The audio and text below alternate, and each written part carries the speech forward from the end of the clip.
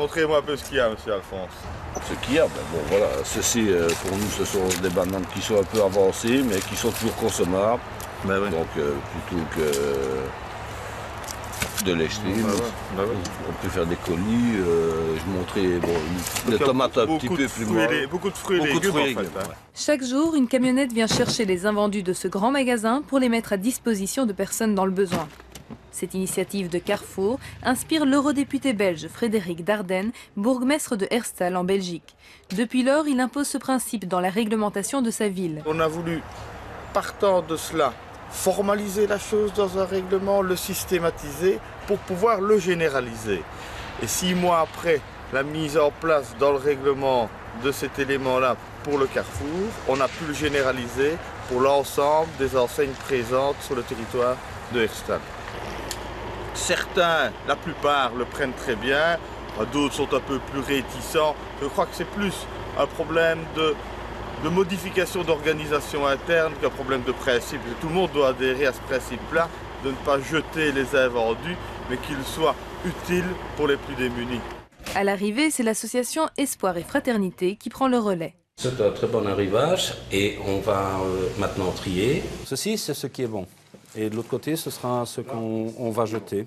Dans un filet d'orange que j'ai eu tout à l'heure, il n'y avait qu'une orange qui était abîmée. Donc j'ai retiré l'orange qui était abîmée et je garde le reste. Ici, ça va faire à peu près 70-75% qu'on garde de marchandises. Et le 25%, on les jette à la poubelle. La nourriture consommable est rangée dans un frigo. Respecter la chaîne du froid est une priorité pour cette association. Voilà votre colis, madame. Merci, madame. 200 à 220 familles bénéficient chaque mois de ces vivres. Laetitia en fait partie. Cette fois-ci, parce que ça change chaque fois, donc quand on arrive le matin, on ne sait pas nécessairement ce qu'on va avoir. Donc visiblement, cette fois-ci, on a un peu de salade, on a des pommes de terre, bananes au niveau fruits et légumes, radis. J'ai 2 enfants en bas âge et mon compagnon et moi-même qui sommes au chômage, donc ce colis-là nous aide fortement pour tenir un mois. La recette de Frédéric Dardenne fonctionne. Ses collègues bourgmestres la lui réclament.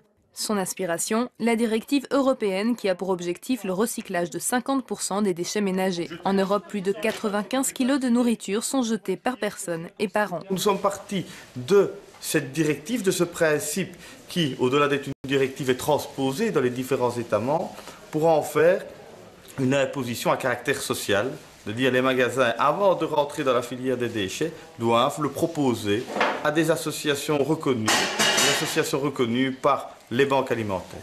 Mais on se rend compte qu'au niveau européen, tout ce qui est du domaine, je veux dire, du social en général, est souvent remis dans les mains des États membres et peu repris au niveau de l'Europe. Plus tard dans la journée, encore un thème social. Dans son bureau de bourgmestre, Frédéric Dardenne retrouve les représentants syndicaux d'une usine d'ArcelorMittal. Depuis l'annonce de sa fermeture, 1300 employés sont sur la sellette dans la région. Ça fait 15-16 mois qu'on tire la sonnette d'alarme. L'Europe va devenir un cimetière industriel. Le risque est grand, je suis d'accord avec toi. Le risque est grand et c'est pour ça qu'il faut réagir. Nous, au niveau du Parlement, quel est notre rôle? Quel est notre pouvoir? Le pouvoir, c'est de relayer votre message, d'être à vos côtés et de, je ne vais pas dire harceler, mais de revenir sur le thème chaque fois qu'on peut revenir sur le thème pour essayer de faire bouger la Commission et le Conseil. Quelques heures plus tard, direction Liège, pour délivrer la suite de son message à ses collègues bourgmestres de la région, tous touchés par ce drame social. Je viens un peu au rapport pour signaler ce que l'Europe peut faire, ne peut pas faire, et voir comment on va unir notre action pour essayer d'aider au mieux les travailleurs de la sidérurgie.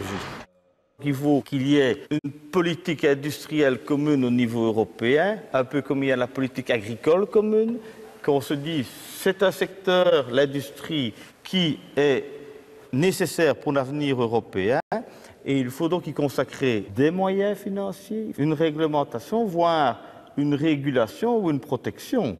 Quelques jours plus tard, le commissaire européen à l'industrie demandait à Lakshmi Mittal de postposer la fermeture des usines en Europe.